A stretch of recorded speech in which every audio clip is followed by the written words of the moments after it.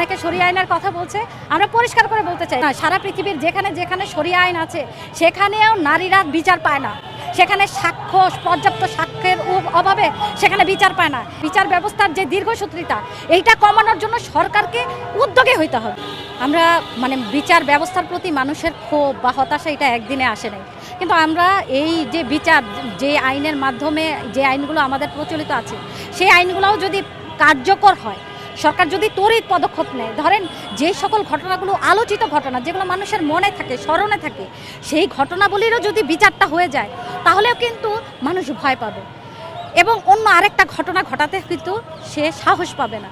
কিন্তু মানুষ যখন দেখে যেই ঘটনাতে সারা দেশের মানুষ উত্তাল, সারা দেশের মানুষ ক্ষোভ জানাচ্ছে, সেই ঘটনাও যখন বিচার হচ্ছে না এবং বিচারের দীর্ঘসূত্রিতায় পড়ে যাচ্ছে, তখন কিন্তু মানুষের এই ক্ষোভটা হয়।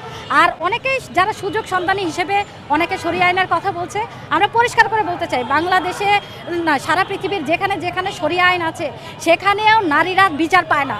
সেখানে সাক্ষ্য, পর্যাপ্ত সাক্ষ্যের অভাবে সেখানে বিচার পায় না।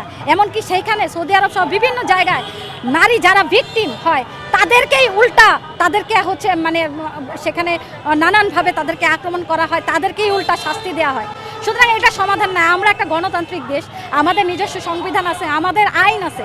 সেই আইনটা যদি কার্যকর হয় তাহলেই এর অনেকখানি কমে আসবে। একই সাথে আমাদের পুরো বিচার ব্যবস্থার যে দীর্ঘসূত্রিতা, এইটা কমানোর জন্য সরকারকে উদ্যোগী হইতে হবে। শুধুমাত্র একটা ঘটনা ঘটলে না, এটা প্রত্যেকটা জেলা, উপজেলা, থানা, প্রত্যেকটা জায়গায় এই উদ্যোগটা থাকতে হবে।